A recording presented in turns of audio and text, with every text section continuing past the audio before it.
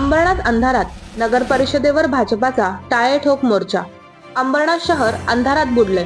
अपूर्ण रोड प्रकल्प, निष्क्रिय व भ्रष्ट अधिकाऱ्यांमुळे नागरिकांचं जगणं विस्कटून गेलं आहे। रात्रीच्या अंधारात फायदा घेत चोरी व दरोड्याचे प्रमाण वाढले आहे। 23 सप्टेंबर रोजी भाजपाने पत्रकार परिषद आयोजित केली। नगर परिषदेवर थेट हल्लाबोलच केला। भाजपाचे जिल्हा सरचिटणीस अभिजित करंजुले पाटील यांनी नगर परिषदेच्या भ्रष्टाचाराचा पर्दाफाश करताना सांगितले की पथदिवे लावण्यामध्ये प्रचंड भ्रष्टाचार झाला आहे। ठेकेदाराला तब्बल 150 ठिकाणी पथदिवे लावण्याचे काम देण्यात आले, पण प्रत्यक्षात 10 ठिकाणीही पथदिवे लावले गेले नाहीत। हा उघड लुटमार आहे, असा आरोप त्यांनी केला। याआधी 8 दिवसांचा अल्टिमेट देऊन भाजपाने जन आक्रोश मोर्चा काढला होता, मात्र नगर परिषदेने कानाडोळा केला। त्याचमुळे आता भाजपाने थेट टोकाचा मार्ग स्वीकारत 25 सप्टेंबर रोजी नगर परिषदेला टाळे ठोक मोर्चा काढण्याचा निर्णय घेतला आहे। करंजुले पाटील म्हणाले, नगर परिषद कोणतेही काम करत नाही, नागरिकांना केवळ त्रास दिला जातो। मग अशी अकार्यक्षम नगर परिषद सुरू ठेवायची तरी कशाला? 25 सप्टेंबरला भाजपा कार्यकर्ते आणि संतप्त जनता मिळून नगर परिषदेला कुलूप ठोकणार आहे। अकार्यक्षम अधिकाऱ्याला त्यांची जागा दाखवून देण्याची वेळ आता आली आहे। भ्रष्टाचार, अंधार आणि निष्क्रियता यालाच आता भाजपाने थेट लढाईचे स्वरूप दिले असून 25 सप्टेंबरला टाळे ठोक मोर्चा हा अंबरनाथ नगर परिषदेविरोधातला निर्णयात्मक हल्ला ठरणार आहे। भ्रष्टाचाराने मागली गेली। आज भारतीय जनता पार्टीच्या माध्यमातून 21/7/2025 रोजी अंबरनाथ नगरपालिकेला पत्राद्वारे कळवण्यात आले होते। आज संपूर्ण अंबरनाथ शहर हे अंधारमय शहर म्हणून त्या ठिकाणी ओळखले जात आहे। आज शहरातील 90% अधिक पथदिवे हे त्या ठिकाणी बंद अवस्थेत आहेत। आज शहरामध्ये अनेक ठिकाणी कचऱ्याचं साम्राज्य झालं आहे। आज या शहरामध्ये अनेक ठिकाणी खड्डे, म्हणजे गणपतीचे सण गेले सुद्धा, गणपतींचं आगमन सुद्धा झालं, गणपतींचं विसर्जन सुद्धा झालं, परंतु ते खड्डे आजपर्यंत भरण्यात आले नाही। कुठंतरी वार्षिक टेंडरच्या नावावरती बिलं काढण्यात आली, परंतु कामं अस्तित्वात त्या ठिकाणी झालीच नाही। असाच विषय खूप मोठा भ्रष्टाचार पथदिव्यांच्या विषयामध्ये झाला आहे। सर्व काही बिलं काढण्यात आली, परंतु एस्टिमेट मध्ये स्ट्रीट लाईट हा विषय असताना सुद्धा कोणत्याच प्रकारचं अस्तित्व स्ट्रीट लाईट त्या ठिकाणी बघायला भेटत नाही। जे स्ट्रीट लाईट आहेत ते संपूर्ण MSEBच्या पोल वरती स्ट्रीट लाईट आहेत। नगरपालिकेचे इंडिव्हिज्युअल मोजून 150 पैकी फक्त 10 प्रकल्पामध्ये नगरपालिकेचे स्वतःचे स्ट्रीट लाईट त्या ठिकाणी पाहण्यात येतात। तर असं सर्व काही गोष्टी लक्षात घेता नगरपालिकेला भारतीय जनता पार्टीच्या माध्यमातून वेळोवेळी पत्राद्वारे त्यांना प्रत्येक वेळेस कळवण्यात आले। पहिलं पत्र 21/7/2025 मध्ये देण्यात आले। दुसऱ्यांदा 3/5/2025 रोजी ते कळवण्यात आले। तसेच 11/8/2025 ला हे अंबरनाथ शहराच्या संपूर्ण नागरिकांच्या माध्यमातून भारतीय जनता पार्टीने त्याच्यामध्ये एक पुढाकार घेऊन एक खूप मोठा आक्रोश मोर्चा त्या ठिकाणी अंबरनाथ नगरपालिकेवर काढण्यात आला होता। तेव्हा मुख्य अधिकाऱ्यांनी उपस्थित राहणं अपेक्षित होतं। आम्ही 1 हप्त्यापूर्वी मुख्य अधिकाऱ्यांना कल्पना दिली होती की आम्ही त्या ठिकाणी आपल्याला भेटण्याकरता आपल्याला मोर्चाच्या माध्यमातून त्या ठिकाणी आम्ही येणार आहोत, परंतु मुख्य अधिकाऱ्यांनी त्या दिवशी देखील उत्तर नसल्यामुळे पळ काढला। त्यानंतर फोनवरती मुख्य अधिकाऱ्यांशी जेव्हा बोलणं झालं, त्यात मोर्चा चालू असताना त्यांनी आम्हाला आश्वासन सांगितलं की 1 महिन्याच्या आतमध्ये आम्ही संपूर्ण तुमच्या प्रश्नाचं निवारण लावू। आमच्या खूप छोट्या मागण्या त्या ठिकाणी मुख्य अधिकाऱ्यांकडे होत्या। पहिली मागणी होती की लवकरात लवकर स्ट्रीट लाईटचा विषय त्या ठिकाणी मार्गी लावा। दुसरी, जो कचऱ्याचं साम्राज्य संपूर्ण शहरामध्ये झालंय त्याचा एक विषय होता। आणि एक छोटी मागणी होती, आज आपण पाहू शकता तंत्रज्ञानाचा वापर संपूर्ण जग करतंय। आज गावाखेड्यांमध्ये देखील तंत्रज्ञानाचा वापर केला जातोय। आमची एक मागणी होती की एक कॉल सेंटर त्या ठिकाणी अंबरनाथ नगरपालिकेने उभा राहावं, त्याच्याबद्दल जास्तीत जास्त जनजागृती लोकांमध्ये करावी, ज्याच्या कारणाने एखाद्या पालेगावला राहणाऱ्या व्यक्तीला एखाद्या छोट्या कामासाठी त्या नगरपालिकेवर जायची गरज पडणार नाही। तर हॉटलाईनच्या माध्यमातून त्याच्या अनेक कामांचं निवारण त्या ठिकाणी होऊ शकतं। हे खूप छोटे समस्या आहेत त्या ठिकाणी या शहरामध्ये आहेत, परंतु नगरपालिकेच्या माध्यमातून अथवा प्रशासनाच्या माध्यमातून कोणत्याच प्रकारचं त्याच्यावरती लक्ष दिलं जात नाहीये। ज्या कामात मलिदा आहे त्या कामाकरताच तिकडे नगरपालिकेमध्ये उपाययोजना केले जातात।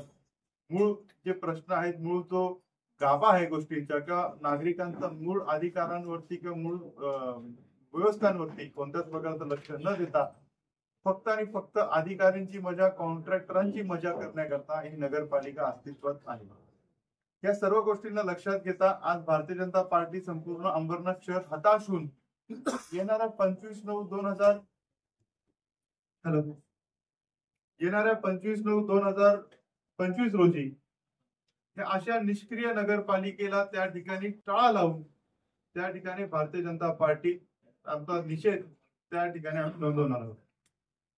यापुढे ह्या सर्व गोष्टींना लक्षात घेता आज या पत्रकार परिषदेमध्ये आपल्याला आपल्या माध्यमातून काही प्रश्न असतील तर आपण निश्चित आम्हाला केला. 1 ते 1.5 महिन्यापासून आपण त्यांना अगोदर देतो की तुम्ही या नागरिकांच्या समस्या सोडवा, परंतु या समस्यांकडे कुठलंही लक्ष केंद्रित न करता त्यांनी चालढकल पुढे चालू ठेवली होती आणि त्याचा परिणाम जो आहे हा आक्रोश मोर्चाच्या द्वारे हा नागरिकांना नोंदवायला.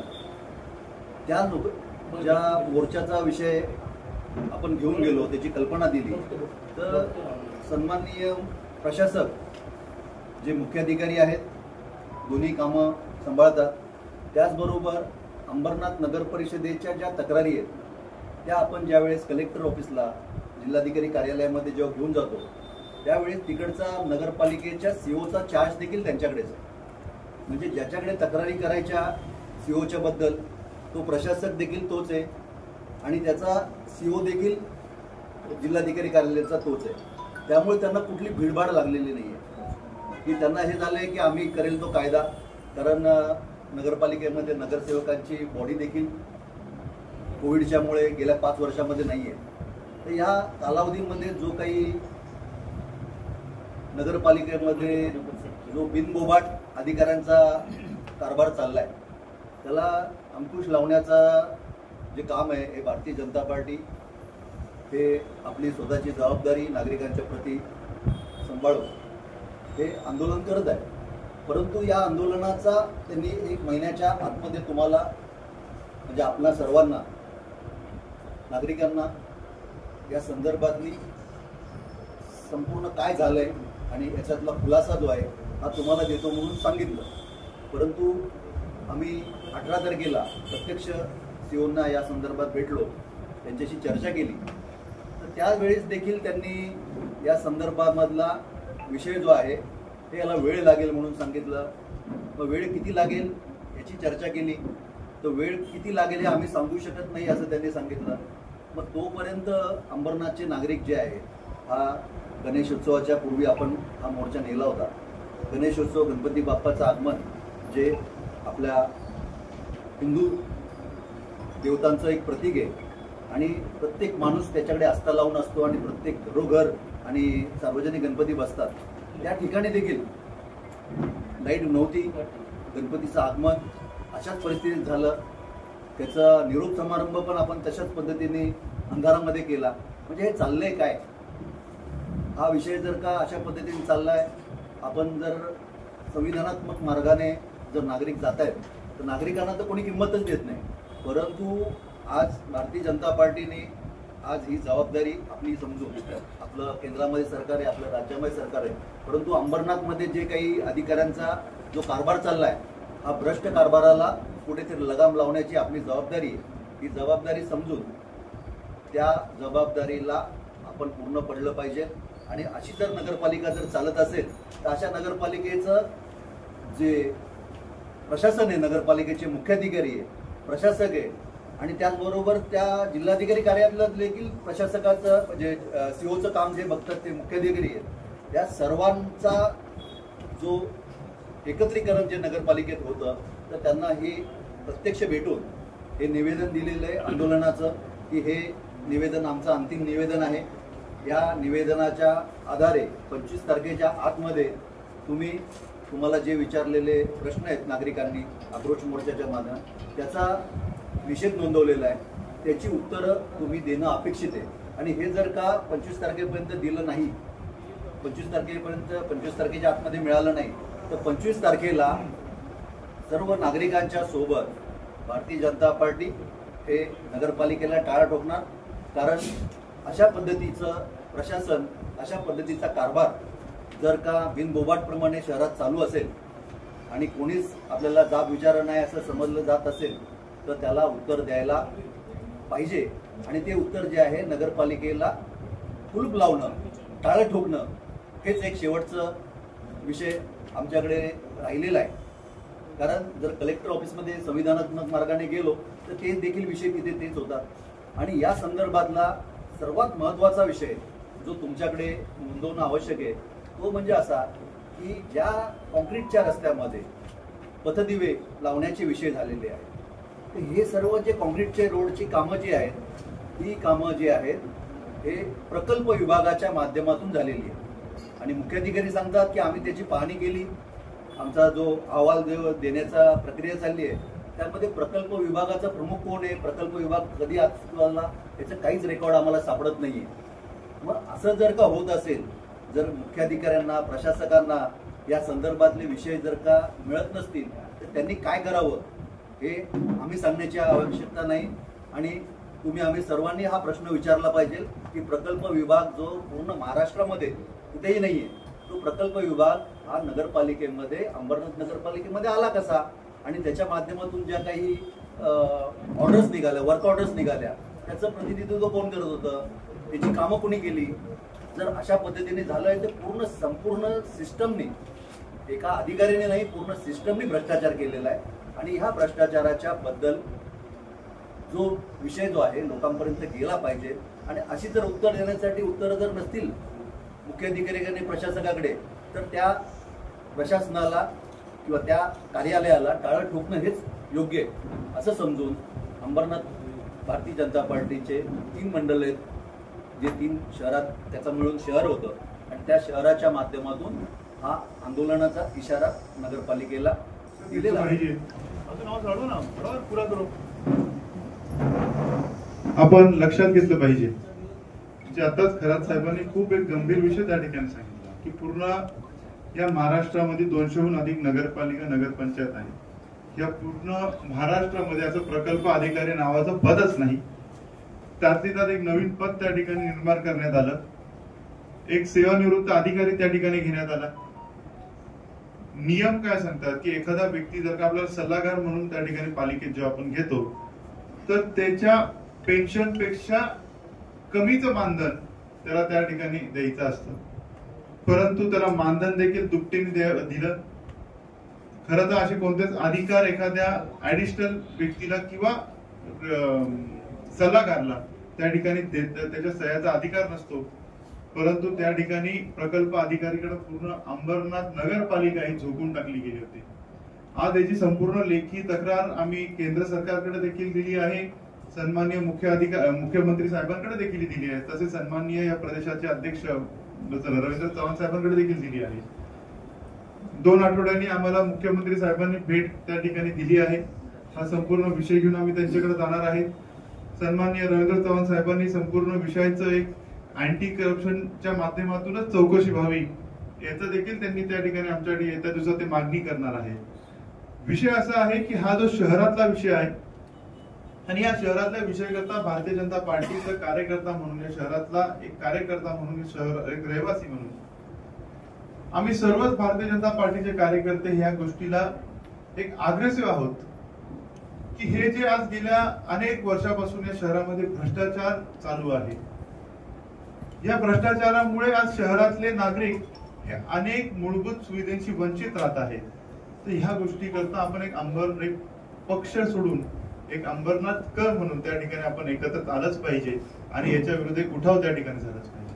साहेब, या संदर्भामध्ये मुख्य अधिकाऱ्याशी किती बैठका झाल्या आणि त्यांचा प्रतिसाद कसा होता? दुसरी गोष्ट, हा जो टाळाबंदीचं तुमचं आंदोलन आहे ते किती काळ असणार आहे? मुख्य अधिकाऱ्यांशी मी आज तुमच्या जाहीरपणे या ठिकाणी सांगतो की गेला हा संपूर्ण 2 महिन्याच्या कालावधीमध्ये मुख्य अधिकाऱ्यांची अधिकृत बैठक ही एकदाही त्यांनी आम्हाला त्या ठिकाणी दिली नाही. प्रत्येक वेळेस जेव्हा त्यांना कुठं ना कुठं आम्ही ज्यांचा वेळ घेतला तेव्हा मुख्य अधिकाऱ्यांनी ते नगरपालिका सोडून जायचा त्या विषय केला. फक्त हा मोर्चाचाच विषय नाही, तर कधी जर का आम्ही त्यांच्या दालनात फोन करून जेव्हा निरोप दिला की आम्ही ह्या वेळी आम्हाला त्यांची भेट घ्यायची, त्यावेळी मुख्य अधिकाऱ्यांनी तिकडून पार पडले. एक दिवशी आम्हाला लक्षात आले की मुख्य अधिकारी कोणत्या तरी गेस्ट हाऊसला आहेत. आम्ही सर्वजण तिकडे गेस्ट हाऊसला गेलो तर त्या ठिकाणी आम्हाला भेटले, परंतु आम्ही त्याला अधिकृत बैठक त्या ठिकाणी सांगू शकत नाही. तर विषय लक्षात घ्या, एकंदरीत एक असं चित्र हे स्पष्ट आहे. या मुख्य अधिकाऱ्याला जवळपास 6 महिने झालेत अंबरनाथ शहरात येऊन. कोणताच अधिकारी त्या मुख्य अधिकाऱ्यांचं ऐकायला तयार नाही. संपूर्ण अधिकारी या अंबरनाथ शहरातले प्रकल्प असू किंवा कोणत्याही सगळे अधिकारी हे भ्रष्टाचाराने मातले गेले आहेत. ह्यामुळं कोणत्याच प्रकारचा प्रतिसाद किंवा ह्या गोष्टीला प्रतिसाद कुठलाच अधिकारी त्या ठिकाणी मुख्य अधिकाऱ्याला देत नाही. मुख्य अधिकाऱ्यांच्या माध्यमातून 5 ऑगस्ट 2025 ला एक समिती गठीत करण्यात आली. मुख्य अधिकाऱ्यांना ती समिती कोणत्याच प्रकारचा अहवाल देत नाही, कुठल्याच प्रकारचा डे टू डे रिपोर्ट भेटत नाही. त्यामुळे मुख्य अधिकारी पण मला कुठेतरी हलवल दिसत आहेत आणि कुठेतरी या मुख्य अधिकाऱ्यांसमोर मुख्य अधिकाऱ्यांचं चालत नाही. हे संपूर्ण शहर त्या ठिकाणी भ्रष्टाचाराचा आपण उल्लेख करतो, त्याच्यामध्ये कुठली यंत्रणा काम करते किंवा अधिकारी कोणासाठी काम करतात? मी तेच आम्ही मागच्या पत्रकार परिषदेमध्ये सांगितलं होतं की संपूर्ण अधिकारी हे त्या ठिकाणी कॉन्ट्रॅक्टरचं भलं कसं करता येईल ह्या अनुषंगाने डे नाईट त्या ठिकाणी विचार करतात. म्हणजे एखाद्या नगरपालिकेचे नियम आपण अनेक ठिकाणी पाहू शकतो की धाब्यावर बसून त्या ठिकाणी नियम बनवले जातात. अनेक ठिकाणी मागच्या वेळेस एक उदाहरण दिलं की 4.5 करोडचं काम आहे, त्याला गेल्या 10 भाग मध्ये वेगळे पार्ट करून ते डायरेक्ट म्हणजे कॉन्ट्रॅक्ट प्रक्रिया तुमची टेंडर प्रक्रिया न करता डायरेक्ट कशी देता येईल ह्याकरता नगरपालिकेने त्या प्रयत्न केला. म्हणजे विचार आपण केला पाहिजे की ह्या शहराकरता